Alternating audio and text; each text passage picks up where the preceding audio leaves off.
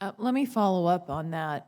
So with the announcement by the administration, you've talked about the 9,800 troops, our contribution in 2015 you're satisfied with, and the administration has announced that that would be cut in half in 2016.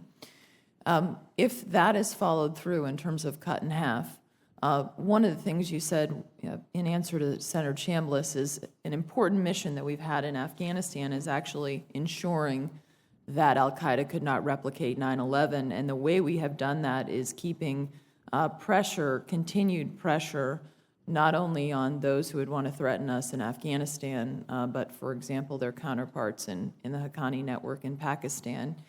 So if we go down to half at the beginning of 2016, the CT presence has been beyond Kabul, correct? It has, Senator. Absolutely, and it would be in 2015. What happens in the beginning of 2016 if we cut them in half? Where are we located? Yeah, 2016, Senator, in accordance with the plan right now, we would have fundamentally a Kabul-centric approach, and so the bases that are outside of Kabul would be closed or transferred to the Afghan forces or the Afghan government by 2016. So if we do that, that's pretty soon, actually, if you think about it, that would be the beginning of 2016, we would go to a Kabul-based presence. What does that do overall to our ability to keep pressure on those networks on the CT mission, assuming something doesn't dramatically change with regard to those who would want to threaten us from Pakistan and Afghanistan? Senator, that would reduce our collections capability, our signals intelligence, our human intelligence, and our strike capability. So it would be a significant reduction in our overall counterterrorism capability. And if we have that significant reduction in our overall counterterrorism capability beginning in 2016, what does that do in terms of threats that we could potentially face to our homeland?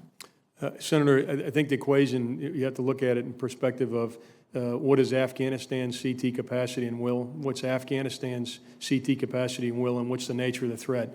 And from my perspective, we would have to be in a position to close the gap between the Pakistani and the Afghan CT capacity and will versus the threat in 2016. And while I don't know what the threat will be in 2016, my sense is we'll still need an effective counterterrorism capability based on my projection of the threat and based on the growth of Afghan and Pakistani CT capacity and will. So just to be clear, an effective CT strategy really has to go, unless the conditions dramatically change between now and the beginning of 2016, really has to be beyond Kabul for us to ensure that we can keep that pressure to protect our homeland. Is that true? Senator, the only way that it'll be successful for us to be in Kabul, probably a different way to say it, would be if Afghanistan and Pakistan are capable of dealing with the threat in 2016. So let me just ask one final question, which is if we think about the presence in Kabul and what's happening with regard to the counterterrorism strategy, what is it that they would have to accomplish between now and then? It seems like it would be quite a bit. And if we wanted to change course, when would we have to make that decision? Because if obviously we have presence outside of Kabul, and we're pulling into, if we cut the troops in half in 16 back into Kabul, so that takes some time.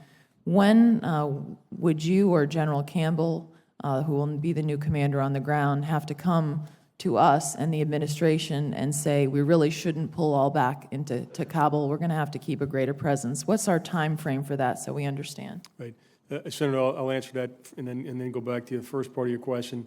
The time frame, from my assessment, and again, it's based on closing of infrastructure, would be in the September time frame, October time frame of next year would be the latest time when you could actually affect the change. Because what will happen subsequent to that is you'll begin to draw down the infrastructure, close or transfer those facilities that currently house our forces outside of Kabul. So about a year from now would be when that discussion would probably have to take place. With regard to what the Afghans would have to do to be successful in the counterterrorism fight in 2016, there's really two critical gaps that affect their CT capacity. One is their aviation capability, and then the other is the intelligence enterprise as a whole. And while those are developing, we still expect that the aviation enterprise will still have some capability gaps in 2016, as well as the intel enterprise. Those are longer-term challenges that we're addressing. I thank you, General. And then I also would point out, I think you've said that some of our CT missions we conduct independently because our interests in protecting the homeland, while the Afghans, we have a great partnership with them, ultimately it is our interest, and those need to be focused on as well. And so their CT mission may not be as focused as we would be on that particular mission. Would you agree with that? Senator, there are operations we conduct in the region unilaterally, yes. Okay. Thank you, General. Thank you, Senator Ayotte, and thank you also for pointing out that it'll be General Campbell who will be responsible for giving us his best military advice next year. Both Senator Wicker and I got commitments from General Dunford that he'll make those honest assessments, but it really will be General Campbell in terms of Afghanistan, who we got the same assurance from, by the way, as we did from General Dunford, but thank you for pointing that out. Well, thank you. And one thing I do know is we know that General Campbell hopefully will call on General Dunford for his advice. We That do. would be appreciated. Thanks. Thank you for smoothing over that little omission. Senator Hirono. I made a general out of Senator Hirono. Thank you. Thank you, Mr. Chairman. General Dunford, I join my colleagues in thanking you for your decades of distinguished service and now taking on this new challenge. And I'd like to also take this opportunity to thank the folks at Hawaii's Kaneohe Bay. There are 10,000 Marines, 2,000 sailors, 4,000 family members, 1,400 civilian employees at Marine Corps Base Hawaii Kaneohe Bay. So I certainly want to give a shout out to them. You have been asked a question about earlier about the January 1st, 2016 date to provide standards for the occupations within the Marine Corps for which all personnel, including women, will have the opportunity to compete. And I just wanted to ask you, who in the Marine Corps is the lead person or persons coming up with these standards, and where are you in this process? Senator, the lead person who approves those standards is General Amos, our Commandant. And I know from my previous experience as the Assistant Commandant that he's been personally and decisively engaged in approving those standards. So there's certainly a staff down at Quantico that works this for him. Our training command is involved, our combat development integration command is involved, but at the end of the day, in our service, the Commandant is the one who approves the standards. Thank you. I think you also mentioned during your responses that training is very important, of course, to all of our services, but to the Marine Corps. And I understand that the availability of training ranges, and we have a big one on the Big Island called PTA at Pohakaloa. And could you share your thoughts on the importance of training ranges, especially as we rebalance to the Asia Pacific? Senator, I can, and thanks for that question. And in two previous assignments, I was involved in what we describe broadly as the Pacific laydown. And one of the critical elements as we reviewed the laydown was to ensure that we had sufficient ranges where we can do the kind of combined arms, integrated training that allows our Marine Air Ground Task Forces that are forward deployed to be successful in combat. And so it would not be an overstatement to say that training ranges, the opportunity to actually develop the skills of integrating combined arms, are inextricably linked to our success on the battlefield. We were told that the Marine Corps spends 63 cents on the dollar to pay for benefits, health care, and other personnel costs. So there is a challenge to balance readiness and personnel costs. If confirmed, how would you come up with this balance of personnel costs with readiness while meeting the mission requirements of the Marine Corps? What would be the questions you would ask to come up with this balance? Senator, first, I view all the money that we spend in the Marine Corps as going towards Marines. Some of it is in the form of compensation. Some of it is in the form of ensuring that they have good equipment. Some is in the form of good training. Some goes to ensuring that the infrastructure that supports Marines and their families is in good shape and provides the services necessary. So I think your question is, how would I balance it? I would consider each of those variables to deliver an effect, and that effect is that we would have the force and readiness that you expect your Marine Corps to be. I think the sense is that 63 cents of every dollar going to personnel costs is not necessarily the kind of balance that you would want to have in order to make sure that your readiness needs are met. Senator, there's no question. In fact, our procurement account, to put it in some context, is about 8% in the current fiscal environment. So clearly, in a perfect world, we'd have more money going towards modernization, and would have more money going towards infrastructure. Those are the two bill payers right now as we focus on ensuring that our Marines that are in the fight today and forward deployed have good equipment, have good training. The bill payers have been our modernization account as well as our infrastructure account. My best to you in achieving the balance and meeting the needs of the Marines. I want to turn to our force structure because there are going to be a lot of questions asked about what is the appropriate mix for the active and reserve units in the Marine Corps. And other services are having to ask those questions themselves. So with the challenges to personnel drawdowns in the Marine Corps in the future, what do you believe would be the best approach to achieve a balanced force in both the active and reserve components of the Marine Corps? No, Senator, thanks for that question. I actually believe that over the past decade, we've validated both the size, the organizational construct, as well as the method of employment of our Marine Reserve Force. So I wouldn't see any significant changes. I do know that the Commandant now has chartered a group to review the capabilities and capacities inside of Marine Forces Reserve to make sure that we've properly incorporated the lessons learned, to make sure that we have the right mix of forces inside of Marine Forces Reserve. But we feel pretty comfortable that the overall size of Marine Forces Reserve right now is just about right. This committee spent a lot of time on the issue of sexual assault in the military, and you responded to a series of questions that have been put to you regarding the Marine Corps' efforts in combating sexual assault in the military, and you noted that while you're satisfied that you are proceeding ahead, but there is much more work to do. And I wanted to ask you how, based on the changes that we've made to the statutes that apply and the Marine Corps' own efforts, how would you determine the success or the effectiveness of what the Marine Corps is doing to, one, prevent sexual assault, and two, when they occur, to take appropriate action and prosecute?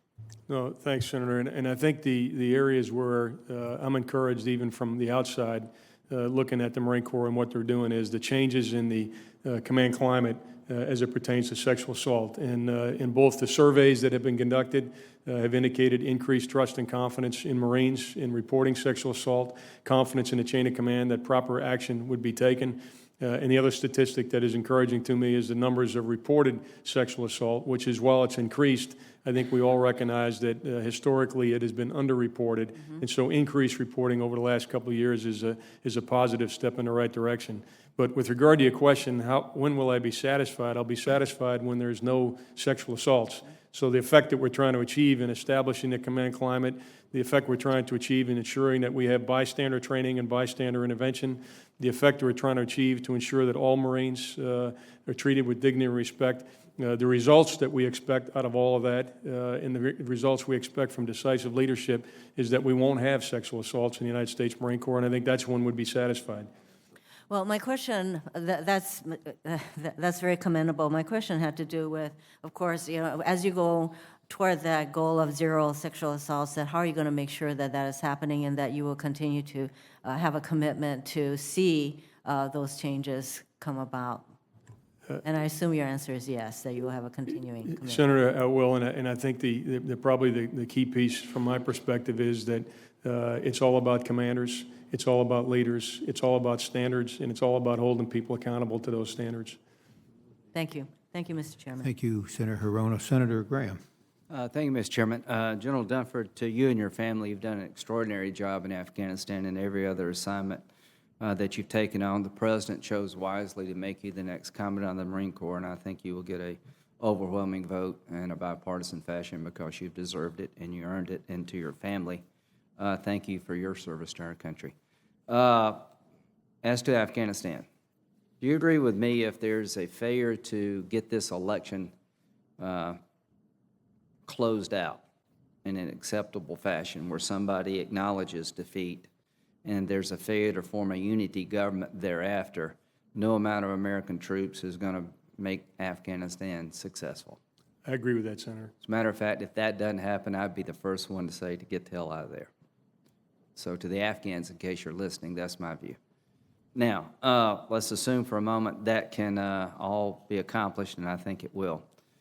2 lanes, CT, train, advise, assist, numbers. You're okay with the numbers in 15, is that correct? I am, Senator. You're okay with the regional approach being in place in 15? I am, Senator. Let's talk about what we lose over time. We have about 7,000 special forces types in the mix right now on the ground today. We do, Senator. By January of 2015, it will be 3,000. Approximately, Senator. By January 2017, it will be basically 0. It isn't determined at this time, Senator. Yeah, it is. It is determined at this time. The President has announced he will go to a security cooperation force in 2017, or did I miss If it? you're talking, no, Roger, Senator, if you're talking the No, I'm talking announcement about the President plan made- in place. I'm not talking about Okay. changing the plan. I'm talking about the plan No, I the understand. President has adopted. Do you agree it will be virtually 0? Certainly close to that, Senator. Okay. Now let's look at the threats we face. Do you see by the end of 2016 any reasonable possibility that the Al-Qaeda types, Al-Qaeda core, Al-Qaeda affiliated groups, other groups that live and thrive on the Afghan-Pakistan border will be contained in such a fashion as to not to represent a threat to the homeland? Is that remotely possible? I don't see it at this time, Senator. Okay. So your view that the threat by the end of 2016 that we face to the homeland is going to be extinguished, I could not agree with you more, but our CT forces will be, unless somebody changes this. Do you agree that's a high-risk strategy, given the likelihood of the threat? Unless it's mitigated by Afghan or Yeah, Pakistani on capacity. paper, it's a high-risk strategy. From a CT perspective. Yeah. Now, let's talk about the delta to be filled in from 7,000 to 0. If you had to grade the Afghan-Pakistan working relationship on anything, particularly counterterrorism, what grade would you give it? Today, a D. D. The difference between our counterterrorism capability and the Afghans, how would you rate that difference? Significant. Yeah. Okay. Now, let's talk about the other aspect, train, advise, and assist. You were asked to evaluate the plan on paper, and you said if everything works out well, that by 2017 on the train, advise, and assist lane, we might be okay. It would be possible to develop sustainability by Right. that time. And there's a lot of assumptions that have to be made and met. Is that correct? There are, Senator. As a matter of fact, some of these assumptions are pretty enormous, right? There are significant assumptions. To hit all the gates, would it be akin to kicking a 65-yard field goal? Senator, it would be difficult to hit all the gates exactly as we've outlined. Well, I think it'd be kicking a 65-yard field goal into the wind, but that's just my 2 cents worth. Now, this is on paper. So my statement to the committee is that on paper, there's a disaster in the making to our homeland and to losing all the gains we fought for inside of Afghanistan by drawing down too quick and not being able to help the Afghans in a reasonable fashion. If it does change, I'll be the first to applaud the changes. But if it doesn't change, it is a complete, absolute disaster in the making. As to political reconciliation between the two candidates, are you optimistic that this will work out? Senator, I am. Are you optimistic that the Afghan people will continue to want us around? I'm absolutely optimistic about So that. there is absolutely no reason for any American politician to believe that we're not welcome to stay in Afghanistan. Senator, both presidential candidates, as well as the vast majority of the Afghan people, support the bilateral security agreement and a continued U.S. presence. If al-Qaeda is able to regenerate in this region and our CT presence goes down to virtually zero, would you expect an attack on our homeland in the next 5 years? Certainly based on the intent of the enemy, I would, Senator. Lots at stake, right? There is, Senator. Now, as we go into evaluating our force structure, what have we done to the Marine Corps, in your opinion, if we get back on the road to sequestration? Senator, as I've looked at what sequestration does to the United States Marine Corps at a force level of 175,000, it really gets to the issues that we've talked a little bit about here this morning. It's an inability to balance the need to be ready for today's crises with the requirement to meet at least a minimum threshold of investment for modernization, infrastructure, and other programs that support Marines. And I think you're really on a path, without overstatement, to use General Myers' comment from the 1980s, you're really on a path to a hollow force if you have sequestration and you maintain a core of 175,000 Marines. I don't think there's any question about that. Would you agree with me that Congress will have done more damage to the Marine Corps than the enemy that you could face on the battlefield? Senator, there isn't an enemy that has had much success against Marines, so I would agree with that. Thank you for your great service. Look forward to seeing you in the future. Thank you, Senator Graham. Senator Donnelly. Thank you, Mr. Chairman. General, thank you very much for your service. You've done extraordinary work. I've had the privilege of being with you in Afghanistan and have seen firsthand what you've done and to your family. The time he spent there helped change the world for us, and we know you missed him, but we were very grateful to have him there with us. Sir, as Commander of the Marine Corps this past year, you know, we are so impressed by what you've done, and you're going to get an overwhelming vote. And as you walk in the last year, 45 Marines we lost to suicide. I think this is a critical issue. I hope you do. And I was wondering, you know, your intention to work with your team to try to make a difference here. Senator, thanks for that question, and I will be personally engaged in it as I was as the Assistant Commandant for 2 years. I think it's fair to say that at the beginning of the war, our understanding of mental health was rudimentary at best, and over the past decade, we've learned quite a bit. I think one of the more encouraging things is the National Intrepid Center of Excellence that's been established up at Walter Reed to do really some great research into both traumatic stress and traumatic brain injury. So in terms of mental health, we'll certainly be engaged in that. With regard to suicide, of course, there's other factors because most of those suicides aren't related to combat experience. Right. But we'll do all we can to ensure that we have leadership that recognizes the warning signs of suicide. We'll make sure that we have proper medical care available when those warning signs are identified, that the leadership gets Marines to proper help, and we'll continue to work at what is in effect a scourge. One of the most disheartening things we saw in Iraq was that a lot of the generals who we had worked with, helped train, were replaced by, in effect, pals of the people in charge. And as we look at Afghanistan, you know, we're trying to learn from the lessons that we've seen in Iraq. We have Abdullah, Ashraf Ghani, obviously President Karzai still has a great amount of influence. Do you feel confident, obviously we think we have the right generals in place in the Afghan army now, do you feel confident they can avoid that same type of situation where talent and ability is taken out so they can have friends, in effect, come in? Senator, thanks. Confident but not complacent in that particular area. Both candidates have made a commitment to pick the right people in the security ministries. I thought one of the more encouraging things that came out of this weekend's discussion is that of the many areas they talked about in terms of that political track and the accommodation they would make, one of them was to stabilize the leadership inside the Ministry of Defense and Ministry of Interior during a period of transition. So they both recognize the importance. I know from Dr. Ghani, he was my counterpart in doing transition last year, and he certainly recognizes the importance of selecting the right leadership inside the security ministries. And I've had enough conversations with Dr. Abdullah's people where I think he recognizes the same.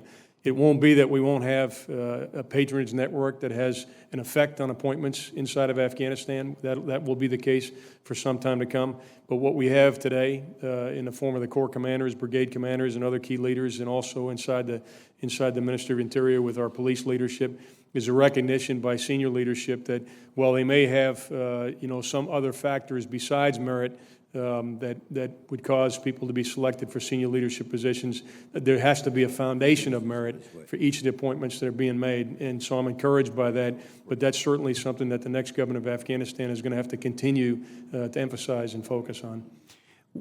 You had a very specific assignment with Afghanistan, and now as Commandant of the Marine Corps, obviously all over the world. And as you look at this, through your experience, where do you see the biggest threat to our country right now, the greatest source of potential danger to an attack here, and where it would be coming from? Yeah, Senator, I think the greatest challenge today is the numbers of failed and failing states that provide sanctuary for extremists who create a threat to this country. And of course, it's not any longer geographically focused. It's focused in all of those areas where the enemy has the space within which to plan and conduct operations against the West. And I think that's certainly, at this point, the most critical near-term threat to our security. Have you seen any indication, for instance, a group like ISIS? They're involved in Iraq, but is it, from everything you've seen, that they still cast an eye toward over here, toward coming after us as well? Senator, I think the very change that they made to their name indicates the risk that's greater than Iraq. They've changed their name to the Islamic State and declared a caliphate inside of Iraq, which clearly reflects aspirations for operations globally. When you, to go back to Afghanistan for a second, we've seen Pakistan pushing harder in the tribal areas, trying to go after a lot of the Pakistan Taliban. How has the effect of that been on Afghanistan? Has it pushed more over into the region that you've been in charge of, or that you've been working with the Afghans on, or how do you see that long term having an effect? The near term, Senator, we have seen a large number of refugees. The estimates are probably between 70,000 and 100,000 refugees. We're also certainly aware of enemy forces moving from Pakistan into Afghanistan, and we've had a disruptive effect on the extremists that were in North Waziristan. So there's a positive effect as well as those challenges of the enemy moving to Afghanistan. I think what remains to be seen, and what we're watching very closely, is what will Pakistan do as these groups start to move back towards North Waziristan. And we have a commitment from our Pakistani counterparts right now that they will not allow groups like Haqqani to come back. And they've taken visible measures to destroy the infrastructure of Haqqani in Miram Shah and North Waziristan as a whole. But frankly, that's something that I think is to be determined, and we're watching that very closely. And I think it's going to require that we stay engaged with our Pakistani counterparts to ensure that that does not happen again. And one final question is, as you look, what do you think will be your greatest challenge in inheriting this position and as you move forward? Senator, I think the greatest challenge is going to be to continue to provide a ready force of Marines to the country today, and at the same time make the kinds of decisions and the kind of investments that ensure that we have a ready Marine Corps tomorrow. Well, to you, thanks again. You've been an inspiration to not only Marines, but to our service members all over the country, and to us as well. We're very, very proud of your work. Thank you, Senator. Thank you, Senator Donnelly. Senator Cruz. Thank you, Mr. Chairman. General, thank you for being here. Thank you for your testimony, and thank you for your service to our country. I'd like to ask you questions about several national security threats across the globe, starting with what you and Senator Donnelly were just discussing, which is the situation with ISIS.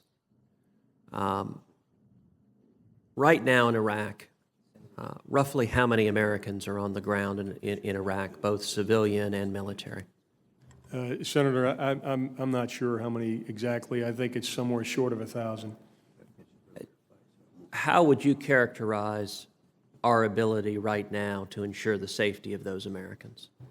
I'm confident that General Austin, the commander of the United States Central Command, who I speak to several times a week, has taken proper measures to provide force protection for those forces. And in the environment that he's put them in, he's made sure that there's measures to mitigate the risk to the force. But certainly a dangerous combat environment, always a risk, but I'm also confident in General Austin's leadership that he's done all he can to mitigate that risk.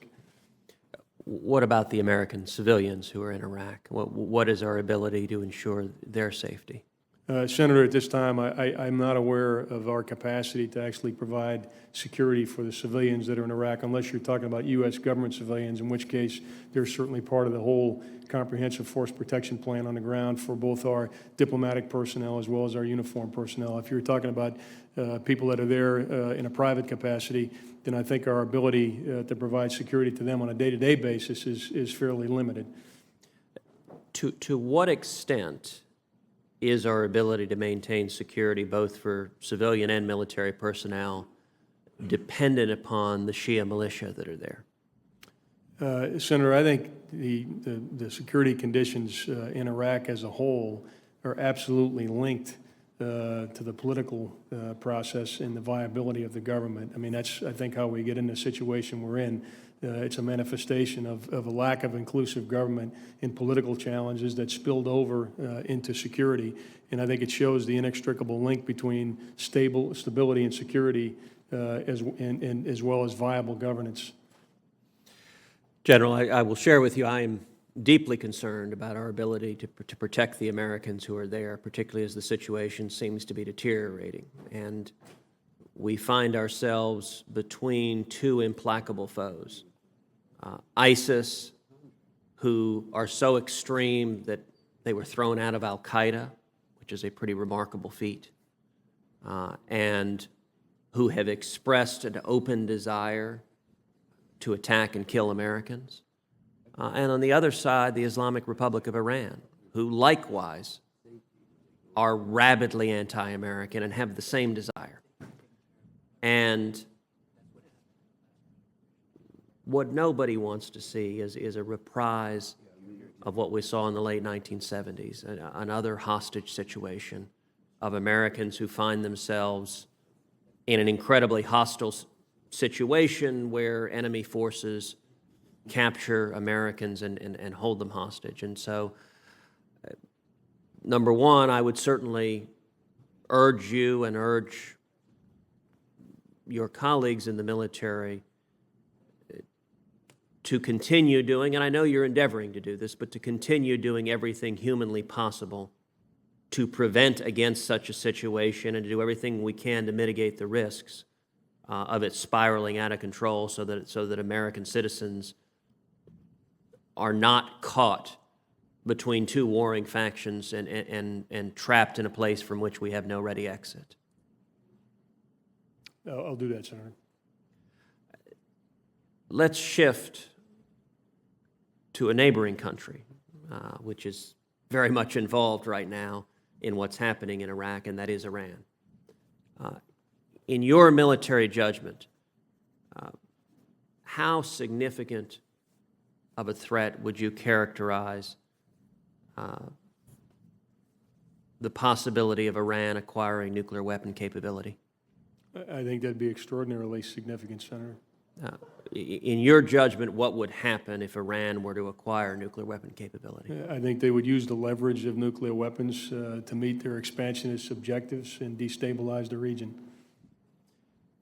If, God forbid, Iran were to acquire nuclear weapons, and if, God forbid, they were to make the second decision of being willing to use those weapons based on the radical religious extremism that motivates so-called Supreme Leader Khomeini and the mullahs in Iran, in your view, how much damage could Iran do to America or her allies if Iran was willing to use nuclear weapons to maximize the damage? Senator, it'd be hard for me to envision how they may use those or what might happen, but I can say that clearly that would be a threat to our vital national interest, which is the protection of the homeland and the people of the United States. If Iran, say, were able to use a nuclear weapon launched from a ship offshore of the United States into the atmosphere to create an EMP on the eastern seaboard, what would the impact be to this country? Well, any nuclear weapon that would go off in the United States would have a horrific effect on people. And an EMP in particular, how would that impact the civilian population if an EMP were detonated in the atmosphere above the eastern seaboard? Yeah, EMP would essentially shut down our communications network, would be one of the more significant outcomes of EMP. Would there be additional impacts in terms of transportation, in terms of distribution of food, in terms of distribution of basic means for survival? All those things, Senator, are impacted by our ability to communicate. So my expectation is that all of them would be adversely affected. And let me finally shift to Afghanistan. How significant would you characterize the threat right now of radical Islamic terrorism, both in Afghanistan and in neighboring Pakistan? We are managing the threat to the homeland now as a result of the pressure that we're putting on the network. So I believe we are at moderate risk as a result of the extremists in the region. But again, that risk is assessed in the context of the forces that we have on the ground inside of Afghanistan and our efforts with Pakistan. And so the final question on exactly that point, if we proceed with the plan that the President has laid out in 2016 to drop our forces to roughly 1,000 and in 2017 to drop it to 0, what will be our capacity to engage in counterterrorism to limit the threat from the radical Islamic terrorists in that region? The tools that we'll have available to deal with or to conduct counterterrorism in 2017 in the scenario that you've outlined is the will and capacity of Pakistan and the will and capacity of Afghanistan. So we would be dependent on their forces and unable on our own to defend ourselves from terrorist threats emanating from that region. Again, Senator, if you're projecting a threat and you're projecting that we would not have any forces there, then we would be dependent on Afghanistan and Pakistan.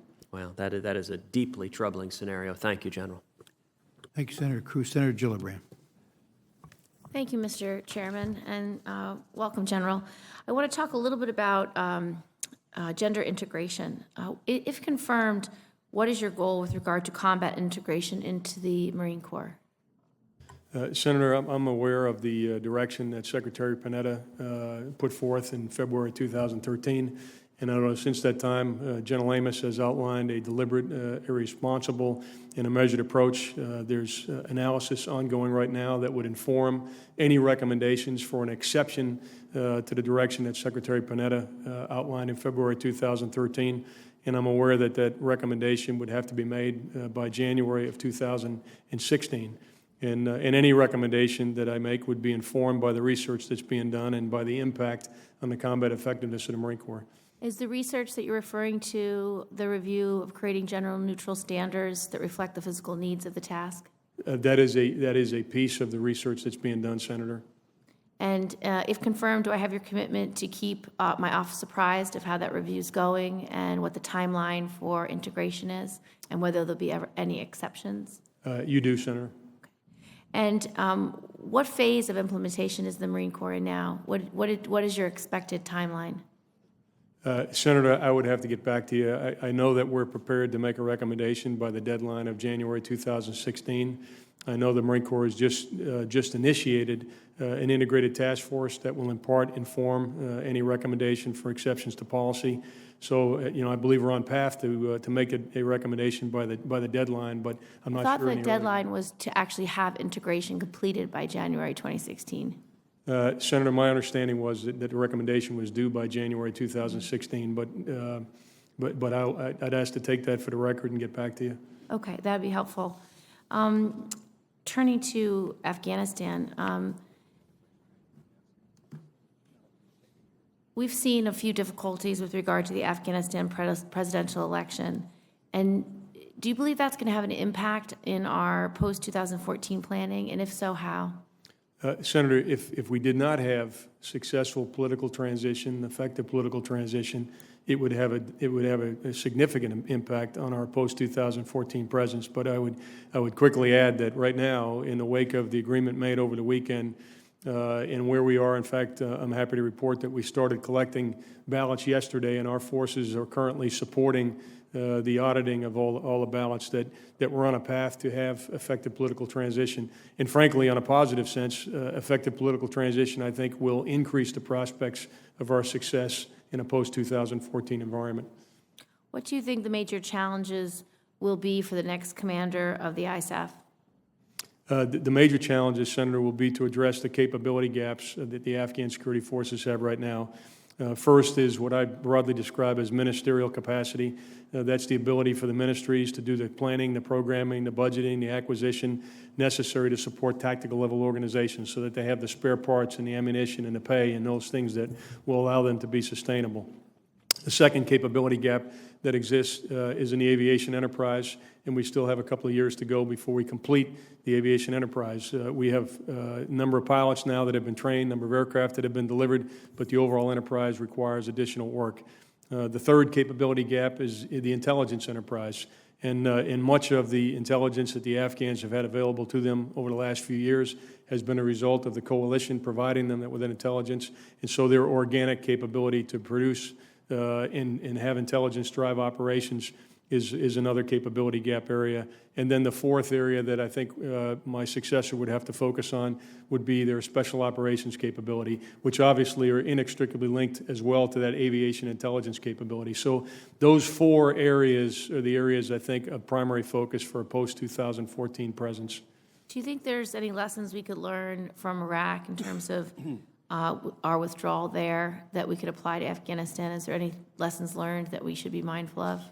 Senator, I do. I think there's a significant lesson learned, and that is the need to do a transition to develop sustainable Afghan forces and to oversee the establishment of effective governance as opposed to withdrawal. I think our withdrawal in Iraq did not allow us the time to develop sustainable Iraqi forces and to provide the environment within which effective governance would develop.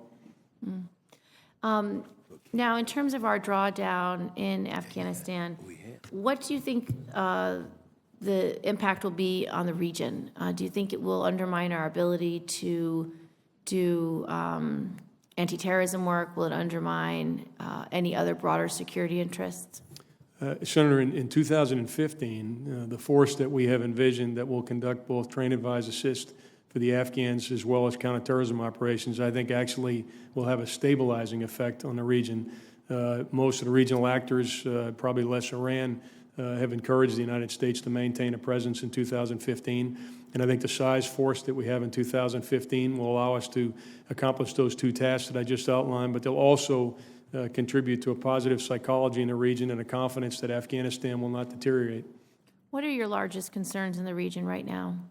The single biggest concern I have right now is probably the sanctuary that al-Qaeda has in Pakistan. Mm-hmm. Oh, in Pakistan. Mm-hmm. Oh, when you talk the region writ large, I of course, Senator, was focused strictly on Afghanistan and Pakistan, but clearly if you look at the region as a whole, you'd have to be concerned with what's going on in Iraq today as well as what's going on in Iran.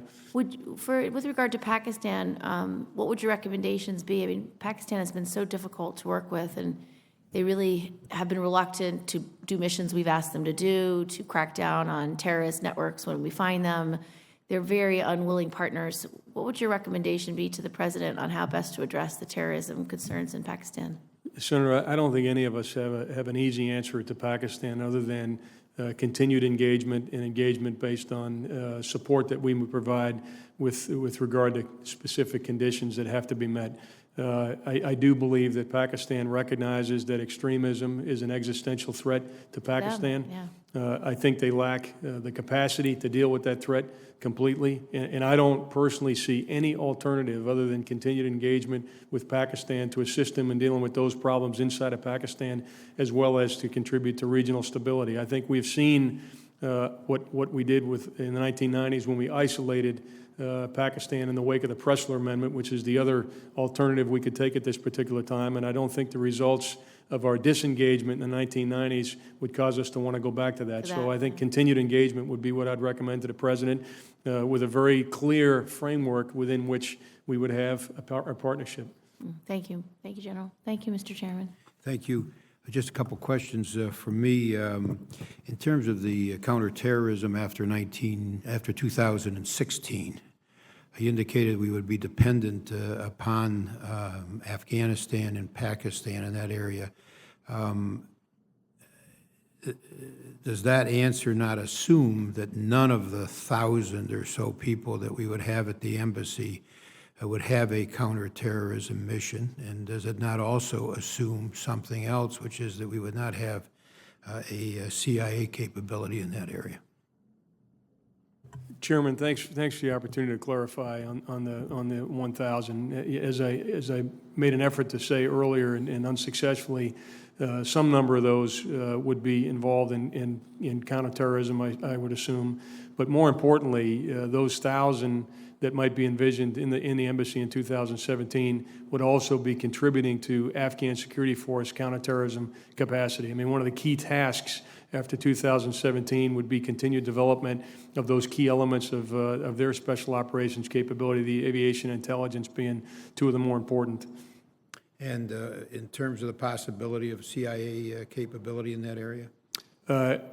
Chairman, I don't know what the CIA would envision. We certainly know that unless there was a different laydown of forces in Afghanistan in 2017, they wouldn't have any significant bases in Afghanistan in 2017, I think is the President's plan right now. But some of the 1,000 could be assisting them in a counterterrorism effort if they so decided. If we have joint special operations capability there, I'd assume, Chairman, that they'd be operating in a collaborative manner with other elements of the government. And that could be part of the 1,000 as well. Part of the 1,000 could be in support of the other elements of the U.S. government. Yes, Chairman. All right. In terms of there was a statement, I think, that Senator McCain heard from some Afghan military leaders that they feel abandoned by us. That's not the sense I got from military leaders, Afghan military leaders. I got the sense that obviously they'd like us to stay for a much longer period of time, but they are very grateful, number one, and that they feel that they have a capability going forward. And I sense some sense of disappointment, obviously. We're their brothers in a lot of ways, but that they also feel strong and capable as well. How would you describe the Afghan military leaders in terms of their feelings towards us? Chairman, in the wake of the announcement, some were obviously disappointed that it was not longer. But the truth of the matter is that on a day-to-day basis right now, the Afghan leadership is a lot more focused on the security challenges in 2014 and working with us to develop sustainable forces in 2015. But it's not a topic of routine conversation with our Afghan counterparts right now. Mm-hmm. You're talking about the military counterparts. I'm talking about the military counterparts specifically, Chairman. Thank you. Yes, Senator King. A quick question and an observation, Mr. Chairman. The question is, General, how long were you in Afghanistan? How long was your assignment? Senator, I'm still there. I've been there 18 months. And when would you, if confirmed, when would you make the transition to Commandant? Chairman, I think probably sometime this fall. Senator, sometime this fall. Mr. Chairman, this is a thought that's crossed my mind several times during these hearings, but it's really come into focus today. This man is one of the most capable, intelligent, proven successful commanders that I've ever worked with or seen. And more importantly, he has tremendous experience in Afghanistan. Any management system that arbitrarily moves somebody out of a job after 19 months, given what he knows and experience, and I'm sorry to his good wife, don't worry, I'm going to vote to confirm him. That's nuts. That's bad. That's a crazy management system. This is one of the most important jobs in our country right now, and we're taking a guy who really knows how to do it and has learned how to do it, and the experience goes away. I just think this is something the committee ought to talk about. I understand the goal of the military of turning over assignments and not having people get stale and those kinds of things, but to get to the level that he's gotten to and with his leadership, I just think it's a management mistake to arbitrarily say, okay, no matter how well you're doing, no matter what your experience is, we're gonna move you on. I just want to make that observation. Thank you. Well, thank you. I think that's intended to be and is obviously a huge compliment to you, General Dunford. While probably your predecessor, we could have said the same for him, because he also had that huge experience, which we didn't want to lose. Nonetheless, you came and provided amazing capability and competence, and your successor will as well in Afghanistan. We have that kind of confidence in General Campbell. General Amos has been a fabulous commandant, and his successor, who I'm looking at right now, will be add another extraordinary chapter of Marine history. And what you're raising, Senator, is a fascinating issue, and I don't have an easy answer to it, other than so far we've seen a succession of amazing commanders in Afghanistan, and I won't say we've lucked out, because I think the system has produced those. It's not a matter of luck; it's a matter of real, intense effort to have a system which produces great leaders, and we've done that. It is sort of ironic, however, to be looking at a general who's done an amazing job, and you and I have seen that firsthand in Afghanistan.